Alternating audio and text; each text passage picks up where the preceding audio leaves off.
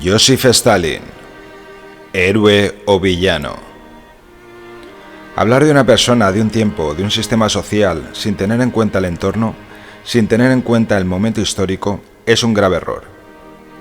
Para saber quién era y quién fue Joseph Stalin, debemos profundizar sobre acontecimientos anteriores a su gobierno y poner en contexto histórico todo lo que envuelve esa época.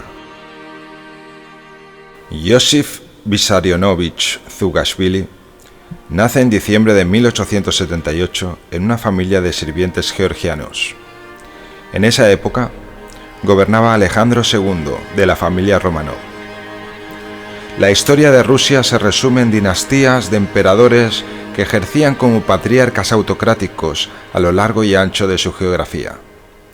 La característica básica de las dinastías es el ejercer el poder de manera consecutiva por herencia familiar. Por eso, mientras en países como Francia, Inglaterra o Alemania la Ilustración había dado un sentido democrático amplio unos siglos antes, en Rusia el estancamiento económico y social se revelaban como un lastre mayúsculo. Características de la Rusia zarista a principios del siglo XX. Mayoritariamente la población vivía en la extrema pobreza. El analfabetismo llegaba a unos porcentajes del 80%.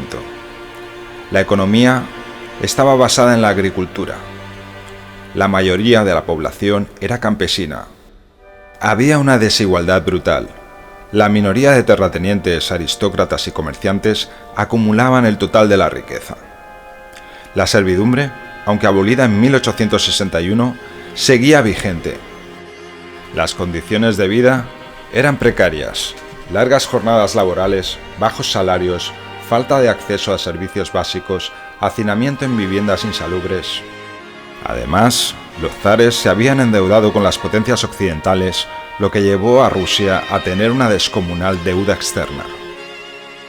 Es a principios del siglo XX que empiezan a surgir movimientos revolucionarios que demandan un cambio radical para Rusia. Los obreros organizados en las ciudades empiezan a hacer demandas y a luchar por sus derechos sociales básicos. Es en este momento que se empieza a escuchar sobre un joven en Georgia que organiza concentraciones y manifestaciones obreras en Tiflis, para luego encabezar unos escuadrones de lucha para el robo de bancos con el objetivo de reunir fondos para el partido bolchevique. En todo el tiempo anterior a la Revolución de Octubre que derrocó al zar Nicolás II, Joseph Stalin no dejó de ser un ferviente opositor, revolucionario convencido, que fue exiliado, desterrado a Siberia y encarcelado varias veces. Por otro lado, Nicolás II de Romanov nunca dejó de representar el retraso cultural, la represión sangrienta como fue en 1905 el Domingo Rojo y las peores decisiones políticas, no solo llevando a Rusia a la Primera Guerra Mundial, sino ejerciendo un papel activo en el conflicto bélico representando la incompetencia militar. Con todo esto llegamos a 1917 con la abdicación del zar, la Revolución de Octubre y la siguiente guerra civil, que duró hasta 1921. Varias críticas hacia Stalin provienen de esta época, en la lucha de poder junto con otros contrincantes políticos después de la muerte de Vladimir Ilich Lenin. Podemos aquí abrir un debate sobre la relación de Stalin y Trotsky y la demás cúpula del partido bolchevique. Quizás podríamos criticar muchas de las decisiones y muchos de los procedimientos antidemocráticos que se llevaron a cabo durante esta época, pero también, quizás, es interesante no obviar que el partido bolchevique estaba improvisando y estaba rompiendo con toda la historia imperial de los zares, además de creando un paradigma anticapitalista. Beneficios de la URSS durante el gobierno de Stalin. El campesino ruso dejó de ser ganado y pasó a ser sujeto histórico. El analfabetismo pasó del 80% al 10% gracias a los programas educativos que se llevaron a cabo. Se industrializó el país.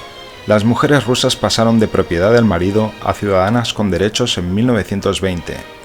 Por primera vez, un niño o una niña del campo podía soñar con ser ingeniera, médico o cosmonauta. Las escuelas dejaron de pertenecer a la Iglesia para ser laicas.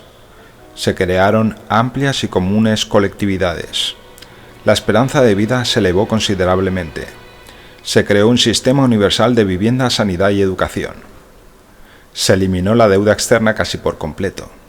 Y se nacionalizaron las riquezas naturales del país. En menos de 2 décadas, la Unión Soviética pasó de ser una correlación de repúblicas preindustriales, con índices de pobreza abismales y con un retraso cultural y educativo increíble, a un espacio privilegiado de hegemonía mundial económica.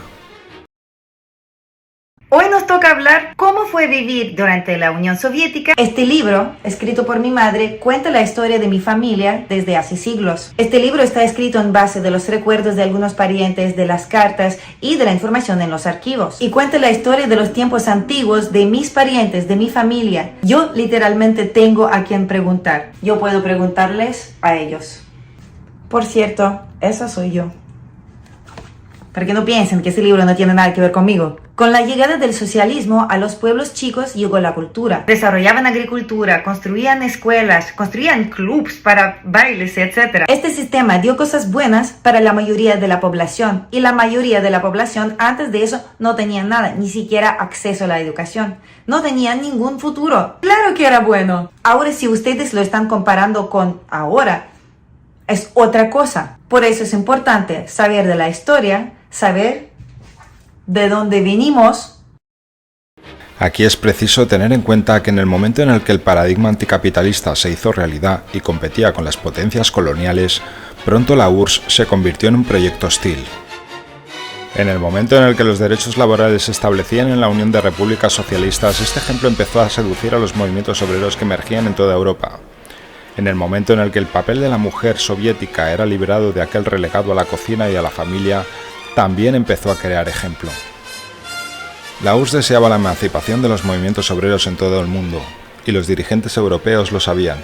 Un paradigma socialista y anticolonial determinado por unas bases de realidad. En España, la URSS apoyó a la República delante del lanzamiento militar falangista, en la antesala de lo que ya desde hacía años era cuestión de tiempo. No solo la invasión a la Unión Soviética, sino el descrédito a sus políticas. Contra este descrédito es contra lo que se lucha en el énfasis y deseo de encontrar la verdad. Porque los grandes medios de información mienten y establecen un protocolo de falsedades que tristemente se instalan en las sociedades. Es aquí donde debemos incidir ante las críticas. Críticas a las políticas de Joseph Stalin. Purgas. Las mayores críticas provienen de las diferentes purgas que se llevaron a cabo durante su mandato dentro de las políticas de renovación del aparato soviético. Los historiadores no se ponen de acuerdo y las cifras no suelen ser muy claras, pero se estima que Stalin se deshizo de cerca de 1 millón de personas, ya sea encarcelándolas en los gulags o haciéndolas desaparecer. Entre estas personas habrían militares, científicos e intelectuales que formaban parte de la jerarquía social imperante. El Holodomor. El Holodomor significa literalmente dejar morir de hambre y es uno de los argumentos más potentes de Ucrania y Occidente para demonizar la figura de Stalin. Se cree que dentro de las políticas de colectivización, Stalin dejó morir de hambre a cerca de 3 millones de personas en Ucrania en el año 1932 y 1933. De hecho, el Parlamento Europeo reconoció en 2022 como genocidio esta hambruna. En un contexto de intereses políticos delante de la guerra ruso-ucraniana, con la UE participando de este conflicto, lo primero que debemos saber es qué significado tiene la palabra genocidio. Genocidio. Exterminio o eliminación sistemática de un grupo humano por motivo de raza, etnia, religión, política o nacionalidad. Atendiendo a esta definición, jamás se podría considerar un genocidio este fatal episodio, sobre todo sabiendo que Ucrania formaba parte de la Unión Soviética y que sus ciudadanos y aldeanos eran y son entendidos como un mismo pueblo. La palabra Holodomor fue popularizada durante los años 80 del siglo pasado por nacionalistas ucranianos que vivían en Canadá y Estados Unidos, muchos de ellos descendientes de colaboracionistas del Tercer Reich. El propósito es evidente: demonizar a la URSS y romper lazos entre pueblos eslavos. La hambruna fue causada por una combinación de sequías, sabotajes agrícolas y errores de planificación. Habían además sabotajes activos por parte de terratenientes que quemaban grano o mataban ganado para no tener que entregarlo al Estado. También debemos saber que esta hambruna no solo afectó a Ucrania, sino a varias repúblicas socialistas, como Kazajistán, el Cáucaso Norte y la región del río Volga. Sabiendo esto y estableciendo el contexto histórico, debemos entender que las hambrunas se daban de manera irregular dependiendo de las cosechas y que aunque la URSS consiguió en poco tiempo industrializarse, en el año 1932 tenía apenas 10 años de existencia. Los gulags. Los gulags fueron campos de trabajo que se establecieron por toda la URSS. En realidad, gran parte de ellos ya existían antes de la Revolución de Octubre, pero fue a partir de 1922 que fueron oficialmente creados. Estos campos de trabajo eran centros de encarcelamiento para todo tipo de prisioneros, tanto criminales comunes como los llamados políticos, ya sean exministros, sacerdotes o militares. Se entienden como un modelo de represión del aparato soviético, donde el trabajo forzoso, así como el destierro a zonas inhóspitas como Siberia, dieron un sentido muy negativo a la imagen del sistema de Stalin. Pacto Ribbentrop-Molotov. El argumento mayoritario para igualar la figura de Stalin a la de Hitler es el Pacto Ribbentrop-Molotov. Con este pacto, la Unión Soviética y la Alemania nazi se repartían Polonia en el año 1939. Lo que historiadores saben es que la URSS, años antes, intentó por todos los medios crear alianzas con los países europeos en contra de Hitler. El gran problema es que todos esos países fueron estableciendo alianzas con los nazis. 1933. Reino Unido, Francia, Italia y Alemania crean el Pacto de las Cuatro Potencias. 1934. Polonia y Alemania firman Pacto de No Agresión. 1935. Acuerdo Naval Anglo-Germano. 1938. Acuerdo de Múnich. Reino Unido, Francia e Italia pactan el reparto de Checoslovaquia entre Alemania, Polonia y Hungría. 1939. Pactos de no agresión entre Alemania, Letonia y Estonia. El pacto Ribbentrop-Molotov significaba para la esfera soviética una traición a las bases anticoloniales. Pero por otro lado daba tiempo a los soviéticos a rearmarse, ya que se sabe y se sabía que la Unión Soviética no estaba preparada militarmente para enfrentar a la Alemania nazi. Trotsky. El asesinato de León Trotsky en México se entiende desde la perspectiva de la persecución política del aparato soviético. Es entendida como un asesinato ordenado por Stalin. Aquí existen muchas teorías y podemos encuadrar este hecho dentro de los fracasos y errores del mandatario. Llegados aquí, dentro de todos los aciertos que tuvieron las políticas soviéticas durante este periodo histórico, también existen muchos desaciertos, fracasos y errores. Las razones pueden ser diversas, pero es interesante intentar nombrarlas. La falta de referentes socialistas. En ese momento histórico, la Unión Soviética significaba el único modelo anticapitalista. El continuo peligro que generaban las potencias occidentales a un modelo antagónico.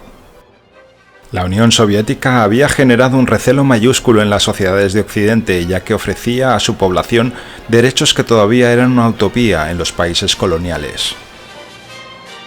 La herencia de conductas basadas en la autocracia. Rusia ha tenido una herencia histórica marcada por políticas de intervención total por parte de los zares y demás dinastías imperiales que llevaron a cabo un liderazgo autocrático con el cual la Unión Soviética tuvo que acabar. El problema real de gestionar un espacio geográfico enorme con el déficit de infraestructuras. Rusia es el país más grande del mundo. Si a eso se le suman los territorios de las demás repúblicas socialistas, estamos hablando de una geografía monumental. Gestionar un espacio como ese en un contexto histórico donde el transporte y la movilidad eran en muchos casos insuficientes, es normal que pudiera producir grandes problemas no solo de abastecimiento, sino de comunicación y administración. La Segunda Guerra Mundial. Como era de esperar, Alemania acabó por invadir la URSS en 1941, después de que Hitler repitiera en innumerables ocasiones la necesidad del Lebensraum, o espacio vital. La invasión de la URSS fue una invasión brutal, donde los nazis trataron a las poblaciones eslavas como subhumanos. Las atrocidades del ejército alemán en la URSS no tienen comparación. No hay comparación posible a una invasión que costó 27 millones de muertos a la Unión Soviética y estuvo cerca de conquistarla detrás de un aparato militar brutal donde no solo Alemania participaba, sino Italia, la Francia de Vichy y los gobiernos de Eslovaquia, Hungría, Rumanía, Bulgaria y Finlandia. Además, extraoficialmente participaron contra la URSS noruegos, daneses y suizos como parte de las divisiones de las SS Viking y Norrland, también las SS Nederland holandesas, voluntarios de la Legión Flamenca de Bélgica, la División Azul española, las SS albanesas, así como oficiales de las SS especialmente sanguinarios de Lituania, Estonia y Ucrania. Es delante de una situación extrema como la que se vivió en ese momento histórico, donde se tuvieron que tomar las decisiones más trascendentales. Y es muy difícil juzgar esas decisiones desde una perspectiva de unas dimensiones jamás vistas. La realidad de batallas como la de Stalingrado, Kursk o Berlín son inimaginables. Dentro de lo que se puede llamar decisiones acertadas que Stalin tuvo durante la Segunda Guerra Mundial, entre otras, está la deslocalización de la industria militar a zonas en el este fuera del alcance alemán. O como, a diferencia de Hitler, dar libertad de decisión a comandantes y generales para tomar sus propias decisiones delante de las circunstancias que se dieran en el campo de batalla. También, como comandante supremo de las Fuerzas Armadas de la URSS, Stalin, a diferencia de otros líderes, no huyó y se quedó en Moscú arriesgando su vida y dirigiendo las operaciones militares desde allí.